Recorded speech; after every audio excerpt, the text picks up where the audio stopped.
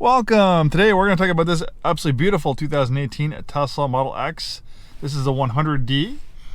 Tesla's changed the way they name their vehicles a little bit in the modern time, so they simplified the Model X product line. So if you go to Tesla's website and look at new Model X's, they have a Plaid, and they just have a non-Plaid Model X, which you could also call the long range. A little bit earlier in the Model X's product cycle, it first came out in 2016, Tesla named their vehicles a little bit differently. They used numbers, and the numbers indicated the size of the battery. They had like a Model X 75, an 85, a 90, and 100. The 100 means it has a 100 kilowatt hour battery, so it's the larger battery pack. It's equivalent to like a long range Model X when they revise the model names. So it has a fully charged range of about 250-300 miles. It also accelerates really nice. It's not the performance one. It would have a P in front of its name if it was a performance model. But honestly, even without the performance model, this thing is very fast. 0 to 60 is, I think, a little under 5 seconds.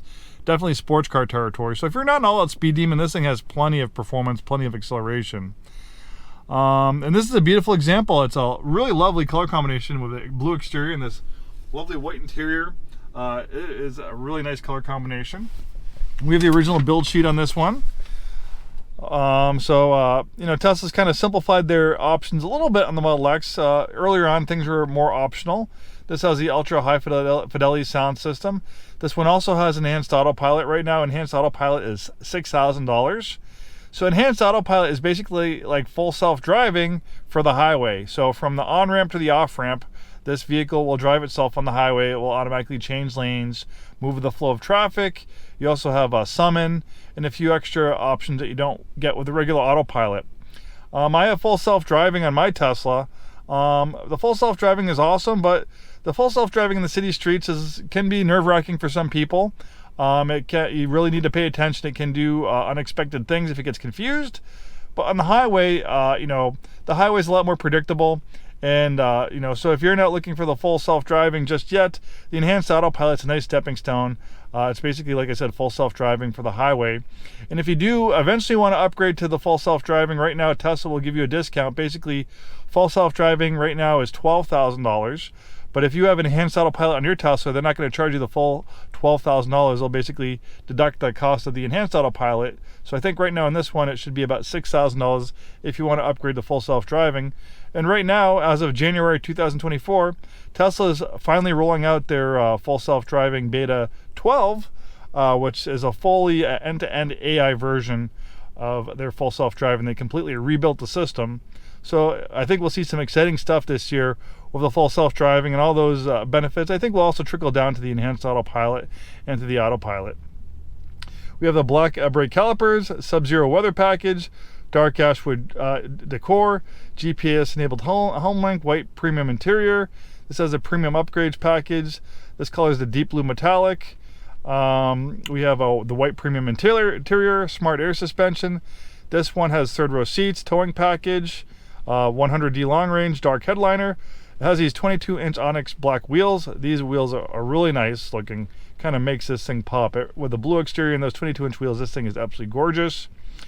And I know a lot of people, when it comes to EVs especially, used ones are concerned about the batteries. When will the battery go bad? When will I have to replace the battery? Well, like an engine in your car, the batteries are really supposed to last the whole life of the vehicle. Just like engines, batteries can prematurely go bad and you have to replace them due to, just a defective battery or, to a customer not, properly charging the vehicle. Things like that can lead to premature battery degradation. But luckily on this one, you still have some warranty on the battery and the drive units. The drive units are like the electric motors. So on this one, and they don't do this anymore. Now they just have a 150,000 mile warranty on the new Model X's. But back in the day, they had an unlimited mile warranty. So this has a limited mileage warranty till June 8th, 2026. So it's it's January of 2024 while making this video. So it could have 500,000 miles on it, but just as long as it's before January 8th, 2026, if the battery prematurely goes bad or the drive units go bad, it will be replaced under warranty. And these Model X's and the S, which has been out since 2013, the X since 2016, And the Model 3 has been out since 2017. We're starting to see high mileage examples of these Teslas. We had a Model 3 not too long ago that was traded in with 125,000 miles on it. The battery was great on it. It wasn't charging to, as far as it would when it was brand new, but battery degradation is, pretty minimal in these things. There's a Tesla high mileage club on Facebook where, people share their 300,000 mile Model S's. The record right now, there's a Model S with 1,200,000 miles on it. That one's had a number of drive units and batteries replaced, but even though it had, I think, like 6 or whatever battery packs replaced, it might seem crazy, 6. But when you take the 1,200,000 miles and you divide it by how many battery packs it's had, it's still averaging 1 battery pack for every 300,000 miles. If you can get 300,000 miles out of an EV, or any vehicle, I think you're doing well. Most gas cars won't go past 200,000 miles. So, Teslas, the jury's out. Teslas have proven to be very robust. There are examples of batteries that go bad, and it can be expensive. Like if the battery goes bad in this thing, keeping it real, it could be $20,000 or $30,000 to replace it. Luckily, there's still plenty of warranty coverage on this one until 2026. And there is also aftermarket options. There's actually companies coming out now that will offer warranties on your battery for your out of warranty Teslas. If you want some extra peace of mind. Those are still new upcoming things. I don't know too much about them, but I know they're out there. I've talked to people about them. And there's also companies that do refurbished batteries or batteries outside the service center, which can be cheaper to replace versus doing it through a Tesla service center. So there's kind of a cottage industry of people arising as there's more Teslas on the used market, needing repairs and service. There's, I think, over 2 million Teslas on the road right now. So there's there's a growing used car market. There's a growing, repair market on these cars, just like, Griggs Japanese Auto, which is a popular independent repair shop around here. There's so many, used Japanese cars out here, and they also service non-Japanese cars that, it can support a whole industry. It can support, the whole industry can be supported outside the manufacturer, and that's what we're starting to see with Teslas and other EVs. All right, I can go on and on, but there's just so much to talk about with these cars. It's just so different. It's like a smartphone on wheels. It's like a computer on wheels. So this beautiful premium white interior. We have this huge windshield. Look how big this is. The visibility is absolutely unbelievable in this thing. And you have these nice sunshades too, which you can position if the sun is kind of getting in your way, which is nice. We have a nice power adjustable steering wheel. Definitely a lot premium interior, more premium interior. The 3 and Y are kind of very simplified, kind of minimalist styling. The X and S have a little bit more pizzazz, a little bit more luxury in the interior. Instead of having one screen, you have another screen right here. You have this nice vertical screen right here. Look at these beautiful maps. You have a lot of control over the vehicle. You have a drive mode selector here, so you can put it like in chill mode. If you don't want to go very fast, you can make changes to steering, regenerative braking. This has a smart air suspension, which you can make adjustments to as well. Here you can control the state of charging. So this has a lithium-ion battery. Lithium-ion batteries for daily use only like to be charged to 80%. It's perfectly fine to charge them to 100% every once in a while for a road trip. But for the longest, happiest health of your battery, 80% is recommended for daily use. And honestly, most people don't drive more than 100 miles a day. So for daily use, this is going to have plenty of range. You're going to charge this at your house every morning you wake up. You're going to unplug it and it'll have a full charge. For daily use, charging 80% is fine for most people. And then if you are traveling, Tesla has a proprietary supercharging network. I actually just supercharged this one recently. I picked this up at the service center at Tesla. We had to have the second row seat repaired. So it was about 60 miles of range, so I charged up. And you can see, just within 6 miles of us, there are 4 superchargers. It's always good to navigate to the supercharger because it'll precondition the battery for faster charging. There's a lot of misinformation out there. There's a lot of, fake news regarding Teslas. There's a lot of Tesla haters out there, and there's a lot of media companies that will just cling to any sort of news out there that's negative for Teslas. They'll just jump right on it. It's clickbait. People like to click on it. Gas cars catching on fire or things going on with gas cars isn't really newsworthy, but if it happens to a Tesla, it's going to make front page news. So recently there was a big cold wave, and we could see in Chicago that a lot of Teslas or died at the chargers. I think maybe it got so cold where the chargers weren't working. Some anecdotal, talking to the people that were having issues. I think the people that died on the chargers at these superchargers, I think these were people living in apartments, so they can't, hook up to their Tesla to a charger every night, which is preferable. Some apartments do have, charging, which is good, but just keeping it real, if you live in an apartment or you live in an area where you can't charge every night, it's going to be a little bit harder to have a Tesla or an EV in general. The best way is to have a place to charge every night. So I think those people are probably living in apartments and they didn't precondition their battery for faster charging. So whenever you navigate to a supercharger, you can precondition the battery for faster charging. So right now I navigate to a supercharger. So what it's doing, it's heating up the battery so it'll charge more efficiently. Batteries, rely on chemical reactions, and chemical reactions happen a lot slower in the cold. The fluid inside the lithium-ion batteries that help release electrons from the batteries and turn it into electricity for the electric motors, when it's cold, 0 degrees, everything seems to move slower, including the chemical reactions in batteries. So if the battery is really, really cold, the battery needs to warm up for it to be able to charge. So if the people weren't preconditioning their batteries before going to a charger and trying to charge with a very, very cold battery, it's kind of the Tesla's probably using most of the energy it's getting, the little energy it can get from the charger to warm up the batteries. Talking to people, they'd interviewed some of the people at these chargers in these cold climates, and the customers that were familiar with navigating the charger and preconditioning the battery, they seem to have an easier time of charging. In the Pacific Northwest, it doesn't get very cold, doesn't get really near zero, but I've had my Tesla for a year and a half, and I've driven it in the 20s and 30s, and obviously there's a little bit of range. There's definitely a noticeable difference in range and colder temperatures, but I've never had any issues charging my car or getting stranded or anything like that. I think that's extreme examples.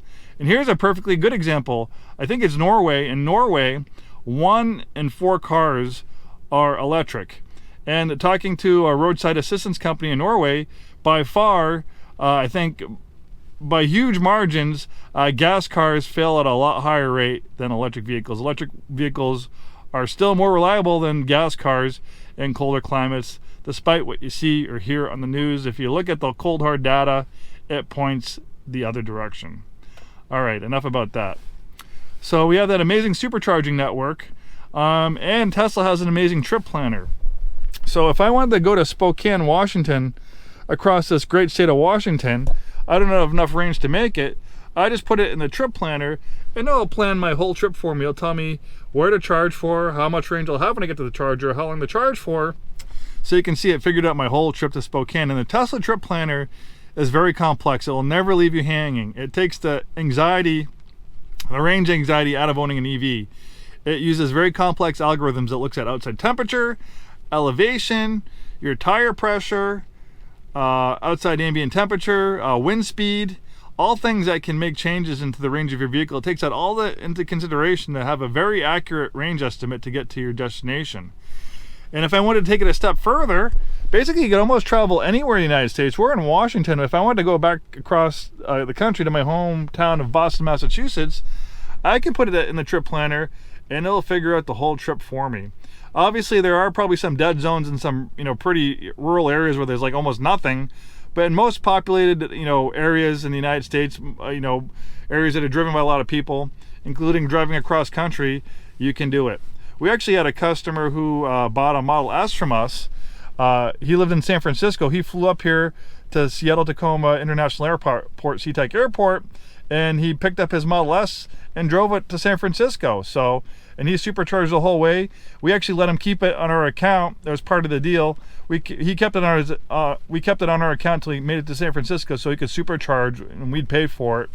And it was like $160 for him to drive here to San Francisco. I think if you had to pay for gas, that'd probably be more money, or about the same in gas. And the thing with supercharging is you are paying a premium for it. By far the cheapest way to charge your car is at home. But you can see the rates can vary depending on how how high the usage is. We can see this one is 13 cents a kilowatt, while this one's 42 cents a kilowatt. Huge difference. So you can always look here, and you can, if you're pretty close, you can kind of pick and choose which superchargers you want to go to. If you have a number of them close to you, because 13 cents a kilowatt versus 42 cents is a pretty big difference. It'd probably be, half as much, if not less, to do a supercharging session. Supercharging sessions can range from $8 to $10 to $20 depending on the supercharging rates. All right, it's getting dark out, and I just can't seem to stop talking about these vehicles. There's just so much to talk about. So let's keep this walk around going along. So we have these nice power opening doors. You hit the brake and they'll automatically close. You can even have something in the settings where they'll automatically open when you walk up to the vehicle, detecting your proximity key. I don't like that, because if you're walking around your garage and you get close to your vehicle, the door's going to keep on opening. So I just like having it on the automatic mode. I mean, you hit that button right there and they open. The Model X is probably one of the more complex Tesla products. So of all these power opening doors, you have the Falcon Wing doors, which I'll show you shortly. No engine up here. We have a frunk, which is more cargo space, which is nice. Absolutely beautiful vehicle. Even the 2023 Model X really doesn't look that much different than this one. They've revised the interior a little bit more heavily, but they haven't made huge changes to the outside. Then we have these really cool Falcon Wing doors. They will open differently depending on how you're parked or where you are. If you're in a garage with a low ceiling, they might not open all the way. If you're parked pretty close to other cars, they might open differently. There's sensors all around them, so you don't have to worry about them hitting anyone. You have these buttons right here that you can close. And there's no other vehicle with Falcon Wing doors like this. It was actually when Tesla first made the Model X, it was a little bit of a teething session. They had to work out they had some issues with these doors, but I've had plenty of Model X's, and knock on wood, I haven't had any that had any of these Falcon Wing doors have issues. I've had other issues with the Model X's, but the Falcon Wing doors have actually proven to be pretty reliable for us, so that's a good thing. The one thing that isn't reliable is these bench seats. I've had to repair 2 of these. A lot of times these handles that make the seats fold forward, something in there will break.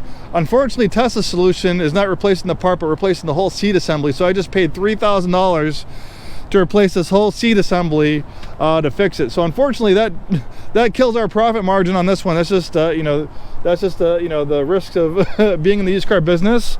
But luckily for you as a consumer, if you buy this Model X, that's something that you're not going to have to deal with. That's a big repair cost. But luckily, this new seat assembly has been replaced, so hopefully it'll be quite a while if ever it breaks again. You have these buttons right here.